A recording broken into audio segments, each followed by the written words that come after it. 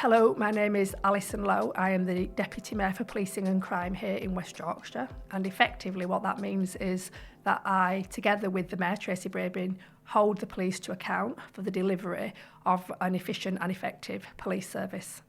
And central to that for me is holding them to account for being anti-racist, for being anti-sexist and anti-misogynistic, and for being part of the communities that they serve.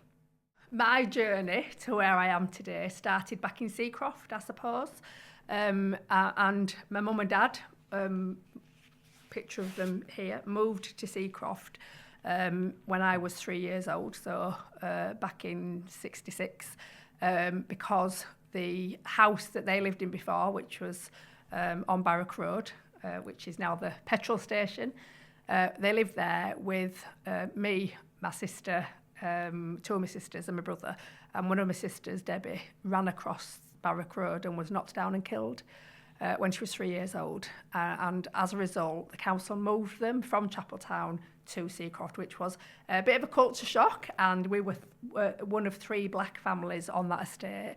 And so my lived experience of racism, discrimination, and to some extent mental health started in Seacroft. Because, you know, we experienced a lot of racism, the N-word was a regular daily feature, and we had to learn to combat that, and we combated it in many ways, humour, but we also stood up and fought, because my mum was Irish heritage, and she'd say, Alison, you get out there and batter them, or I'll batter you. So you had to learn to fight. And I was a bit, you know, a bit pathetic with me fighting. I mean, I'd do it. I had lots of fights. So using my gob, that's what worked. So hands on the hip, giving it all that. And, you know, sometimes it worked and sometimes it didn't. But it was also living in Seacroft that I learned about community, because we were part of the East Leeds Seacroft community, and we were, you know, we were eventually welcomed in that community. But I did experience different treatment as a result of, you know, the colour of my skin, the fact that I'm really gobby, my family are really gobby, and that we would not be cowed. I learned all about justice and injustice. I saw a lot of poverty. Our household was the only one where both parents worked.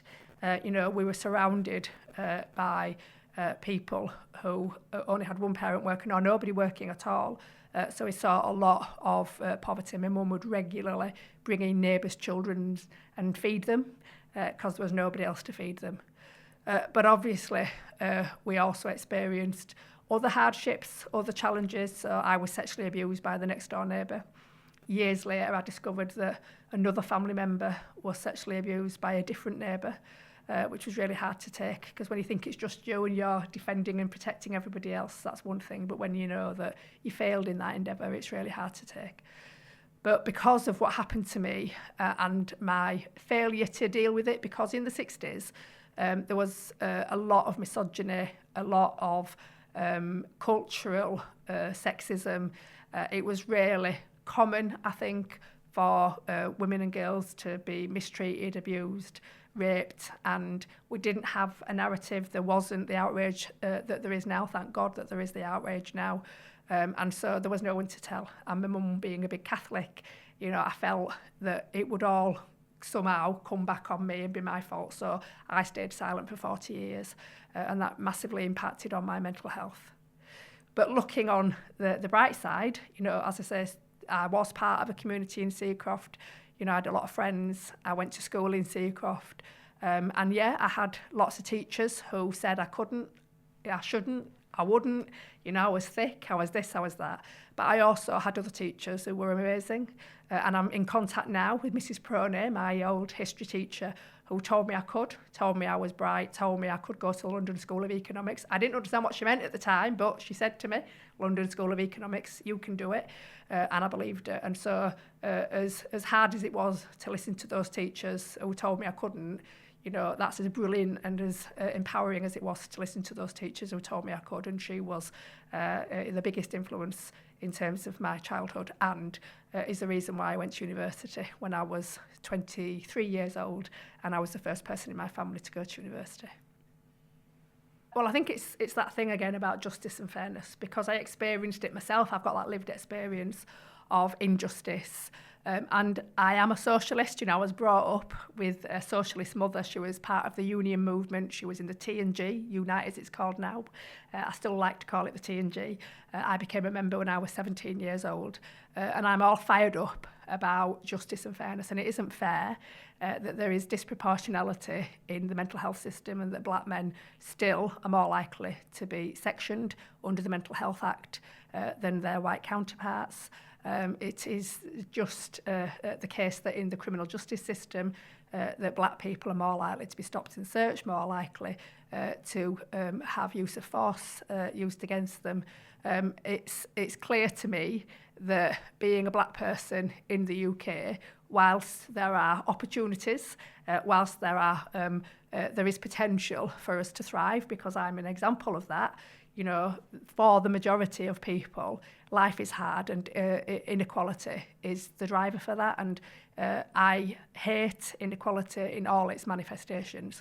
And so that's why Touchstone was my second home, because not only did it focus on mental health, and I have my own mental health difficulties directly as a result of the sexual abuse I experienced, also the domestic abuse I experienced for many years. But also, you know, racism and discrimination is a trauma in itself. And so I suffer from depression, anxiety, panic attacks. And so for me, it was personal. I saw my mother with depression over many, many years. And all my family have experienced depression at different times in their lives. So I'm really passionate about the mental health agenda, but I see that mental health is as discriminatory, has institutional racism built within it, just like all big institutions do, like policing, like health, like education, and so on. So what was missing in the system, in the mental health system, in society, the gap was an understanding of the harm being caused to black and brown people as a result of the inequalities, the racism, the discrimination, the different treatment. People did not acknowledge that the way that people were treated directly contributed to their mental health distress. It caused harm. So it wasn't that black people were more likely to have schizophrenia. It was that the environment that black people found themselves in, the racism, the different treatment, the violence that they experienced, made them unwell. And there was not an understanding of that. Neither was there credibility of the black minority ethnic VCS. So organisations and particularly statutory organisations and commissioners did not value the difference that BME organisations could bring to that problem. They treated black and brown people exactly the same as white people, not understanding their different needs, not understanding their lived experience, not understanding the way that racism had manifested in terms of trauma. And even today, people don't understand the impact of trauma on anyone, black, white, of all races. It has a particular resonance for black and brown people that I think is beginning to be understood now because of the work of many, many people, Synergy, for example, here in Leeds, but many, many people, not just Touchstone. But in the 90s and early 2000s, there was a gap in understanding why people of colour had mental health difficulties. There was a belief, a myth, that you were more likely to have mental health difficulties if you were black, which is a racist trope, as we know. But for those people who did have mental health difficulties, there was that gap in understanding that a big contribution towards that was racism. And then, as I said, the understanding that culturally competent staff and organisations were a big part of the answer was also not fully understood. So we know that black men, black women, because it's not just black men anymore, it's black people, black children are being criminalised. There's this thing called adultification, which we've all heard about, where because society has for years and years and years. You know, we've all been reading the newspapers and watching the telly where black people are, you know, we're all crazy out. We were all waving our arms about and, you know, running around with machetes, which is not reality. It's a myth that's been created by the media, and we've been put in this box which says, you know, a violent person. There is a belief in wider society that black people are dangerous, innately dangerous, and that is, you know, going right back to slavery, right back pre that time where it suited people who wanted to contain us to believe that we needed to be contained because we were violent. And that is not the case. It is not the case that a black person is any more or less violent than the next person. You know, anyone can be violent for any number of reasons. So I think that one of the problems that black people have faced is that narrative around our propensity towards violence, and that we are somehow to be feared. And because there's this belief that we are scary people and we should be feared, people should be afraid of us. People are afraid of us, and so how they respond to us in terms of stop and search, how they respond to us in any given situation, is always tempered with that belief that we could suddenly, you know, pull out a machete and chop their heads off, which of course is a ridiculous characterisation of black people, because we are just people. After all, yes, we've got our lived experience. Yes, we've got that trauma that we, carry through generations, as do other people who have been discriminated through the ages, Jewish communities, for example. And I think it's important that we embrace a really clear education and awareness programme for communities, for society at large, so that people understand that this characterisation of black people as violent is not true, that people understand that when you face discrimination and racism and different treatment and not being able to, you know, house yourself or your family, feed yourself or your family, that trauma does lead to you feeling that there's a problem with the place where you live, and therefore your behaviour is a response to the way that society is treating you. And we need to get an awareness from the communities that we live within and amongst fairly and safely and in peace. They need to understand that we are all the same.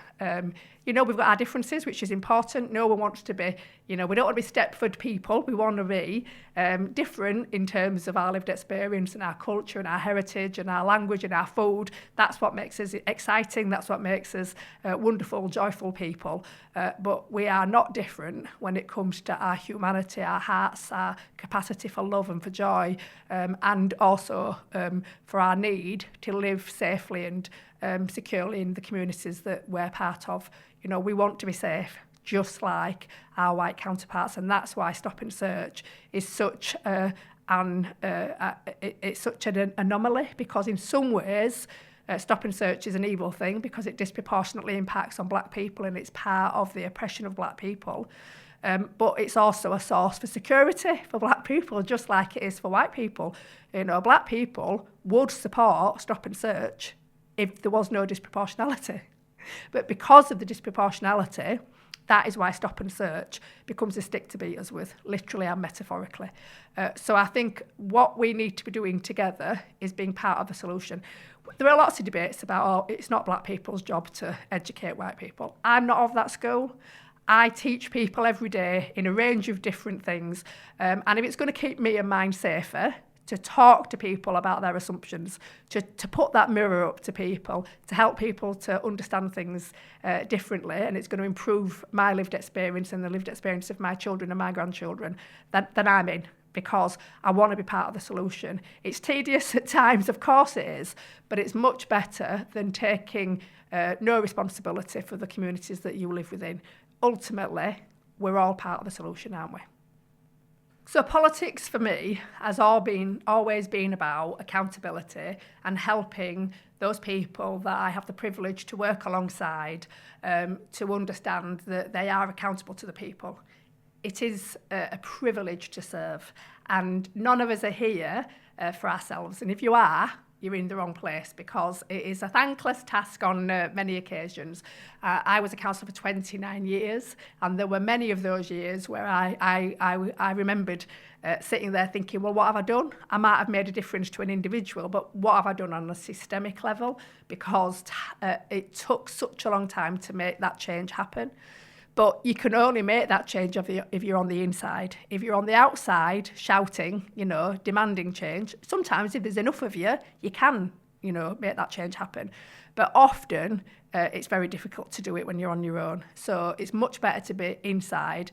And for me, I've always believed that, yes, I will always put that mirror up. If I see a racist, I'm going to call them a racist. But it's also important to be able to have those nuanced conversations. Is this about racism? Is this about ignorance? Is this about fear? Because the language I choose to label that person with will then determine how they react to me, how they respond, and how they then are part of the solution or not. And in terms of politics, you have to have allies. You have to have a groundswell of opinion on your side in order to effect that change that is so important. And so it's a really, really long road to achieve the transformation that you need. So going in and calling everybody a racist, which I think I probably did right at the beginning, didn't garner me the respect and the allyship that I needed. And what I had to learn to do was learn when, is this a war? Is this a battle, or is it a skirmish? And if it was a skirmish, do I really need to go in with all guns blazing? Do I save that for the battle, or do I save that for the war? And when I distinguished who I was dealing with and what level of anger and passion I needed to enter in that fray, I understood that I could make allies, and that those allies then helped me to deliver. Because Leeds City Council, I was the first black woman on Leeds City Council, only the second black person, and I needed my Labour group to achieve the changes that I needed. When I left, we were the most diverse Labour group in the whole country, which I'm really proud about, not just in terms of race, but also in sexual orientation, faith, and I was really proud of the difference that we were making across all protected characteristics here in Leeds. But that could not have happened just because of me. That happened because of all of us. Yes, I learned to have the right conversations in the right way. My influencing skills developed, but I also recognised that if I called people, if I labelled people, just as, I've been labelled a mad black woman, that don't go down well. I don't give them what they want if they call me that. So white people, if you want them to be an ally, and you do need them to be allies, then you've got to recognise that the starting place, especially in politics, if people are in politics, they're in there for the right reasons. You've got to believe that. So engage with them on that basis, work with them, help them to understand why your battle is a battle that they want to get involved in, they should be getting involved in, why justice and fairness is about all of us, all of the time. And then the changes that you're so passionate about will start to emerge and start to become reality.